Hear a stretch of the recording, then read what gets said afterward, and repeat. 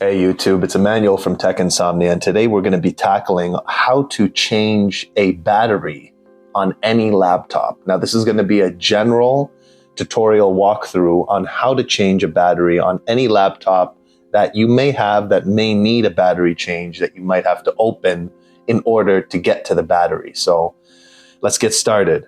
First thing we're going to do is we are going to place something on our work area to make sure that the laptop doesn't get scratched and to kind of make it a little bit easier to slide around in case we have to turn the laptop in any way, shape, or form. Got my trusty screwdriver here. First thing I'd want to do is I'm going to want to go and look on YouTube, basically type in the model number. So for this computer, I would type in Acer Aspire E5-575 disassembly, or battery swap, SSD upgrade, anything that is going to give me a video tutorial or a brief instructional breakdown of how to get this computer open without breaking any clips. Sometimes you can wing it, but it's a good idea to kind of watch something first and just get an idea of where the clips, where the brace points may be on the computer before you go ahead and tackle opening it.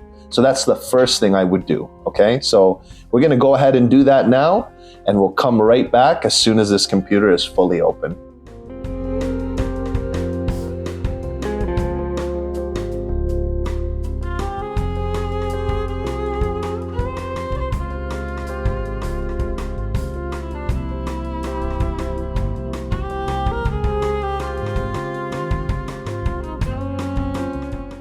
Okay, now that I've got the computer completely open, the first thing I'm going to want to look, and this is just in general for any laptop, first thing I'm going to want to look at is how is the battery connected to the motherboard. Now we can see on this model very clearly it's connected right here. So with my thumbs, I can kind of pry it open just like that.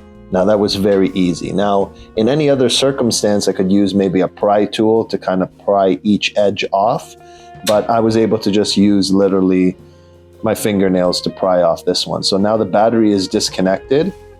Perfect. Now we need to just kind of take a look around and see what's securing this battery in place. Now on this model, there isn't anything securing it.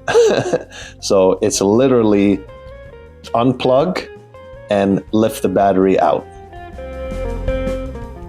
So I've got the new battery here.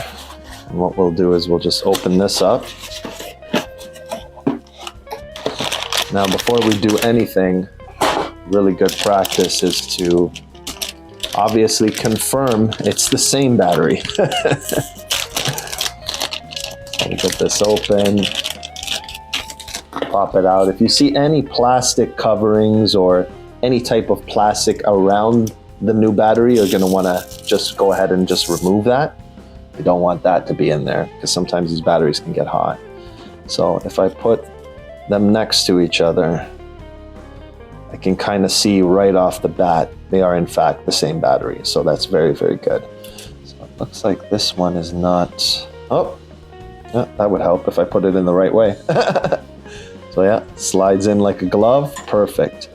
Now what I'm going to do is I'm just going to quickly examine on the old battery the exact way the pin connected originally. So I can see from this one that this is the top and this is the bottom, and it was connected in this manner.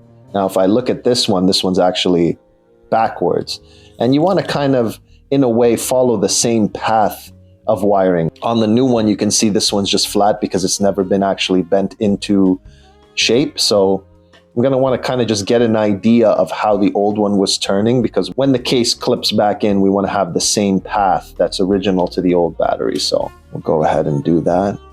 And then you want to be very careful while doing this. Now I'll just slide the port in, and then with my fingertips, I'm just going to slowly, there you go. Without too much force and without putting pressure on any of these wires, I just use my fingertips to kind of slide that connector into the port. And now the battery is connected. So all that's left to do is put the entire computer back together. One tip I will give you guys, while you have the computer open like this, it's a great idea to maybe clean the CPU fan. If you're going to clean the CPU fan, I recommend using micro attachments to do so, and then a pry tool to hold the fan in place while you run micro attachments over the fan, because you don't want this fan motor to spin in an opposite direction or in any direction if you can avoid it while the computer is off, because that might potentially hurt the very delicate motor that powers this fan to spin in the first place. So that's a really, really good tip. And then another tip while you have the computer open is just take a look at the screws, and especially in this area where the hinges are. I'm just going to tighten all the screws because we have the computer open right now. This one was actually very loose, so it's really good we did this. Tighten that up, and then just kind of look around. Like here I could see there's a USB port, and USBs are getting plugged in and out of this port, so I'm going to want to go ahead and just tighten that up a little bit. This is a really good area to tighten. I think we already did this one where the power port is. And yeah, we can go ahead and put this computer back together and see how we did.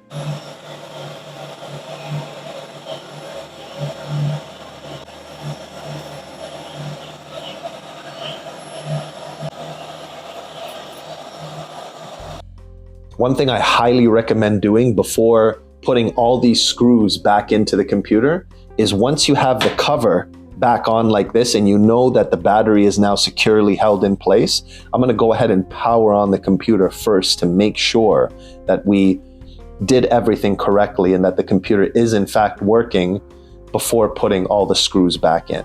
And one thing we're definitely going to have to do before that is reinsert the SSD.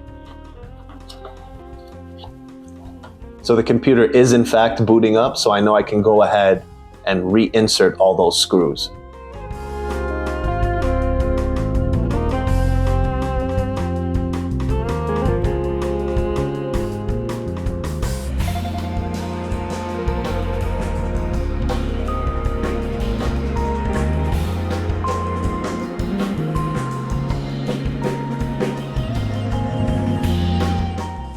And there you have it. Hope you guys found value. Hit that like and subscribe button and stay tuned for more. As always, appreciate the support and stay safe out there, guys.